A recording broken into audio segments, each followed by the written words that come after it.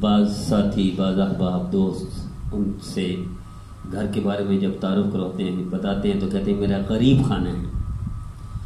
اشفاق مرحوم رحمۃ اللہ نے ان کا جتنے بھی ادیب گزرے ہیں، اشفاق احمد رحمۃ اللہ علیہ کو اللہ نے عجیب مقبولیت سے نوازا، عجیب صفات عطا فرمائی، اور زندگی ان کی گزری تربیت کرتے کرتے ان کے مواعظ تربیت پر مبنی ہیں، ان کے رسالے تربیت پر مبنی ہیں.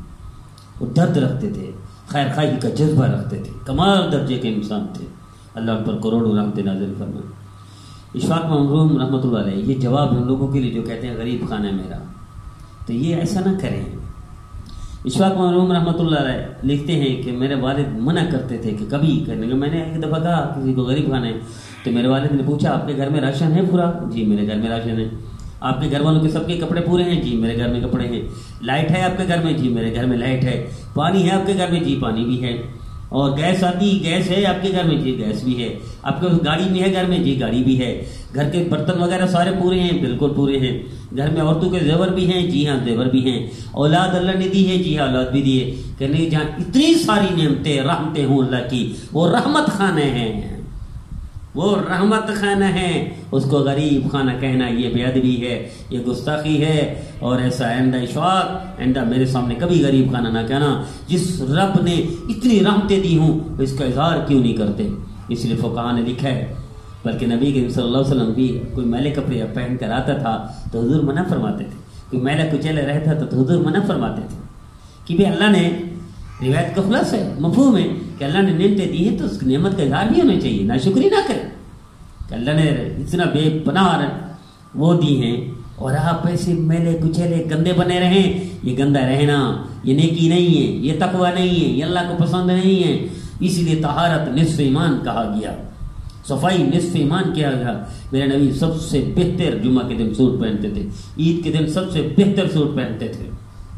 سب سے زیادہ پوری کائنات میں سب سے زیادہ صاف ستھرے میرے نبی کریم صلی اللہ علیہ وسلم تھے. پوری کائنات میں سب سے زیادہ میرے نبی سب سے زیادہ نفیس طبیعت کے مالک تھے. کمال درجے کی نفاست تھی، طہارت تھی، پاکیزگی تھی. تو میں عرض یہ کر رہا تھا یہ غریب خانہ نہ کہیں، یہ رحمت خانہ کہیں کہ رحمت دیکھیں کہ صرف اپنے جسم میں دیکھیں. آنکھیں اللہ نے دی، رحمت ہے. کان اللہ دی دیے، رحمت ہے. ہاتھ اللہ نے دیے، رحمت ہے. پاؤں اللہ نے دیے، رحمت ہے. یہ رحمتیں گننا شروع کر دیں. وَإِن تَعُدُّوا نِعْمَتَ اللَّهِ لَا تُحْصُوهَا، اللہ کی نعمتیں گننا شروع کر دو، شمار ہی نہیں کر سکو گے. یہ رب کہہ رہا ہے. تو غریب خانہ کہاں سے آ گیا؟ تو بعض کہتے ہیں میں غریب ہوں. تو عجیب ایک بات لکھی امام غزالی رحمۃ اللہ علیہ نے، کسی بزرگ کا حوالہ دیا، لکھا فرمایا کسی نے کہا حضرت میں غریب ہوں. فرمایا اچھا یوں کرو، یہ دو پاؤں ہیں نا تیرے، یہ مجھے 2 کروڑ میں دے دو. یہ تو نہیں ہو سکتا. اچھا 2 ہاتھ مجھے 2 کروڑ کے دے دو. حضرت یہ تو نہیں ہو سکتا.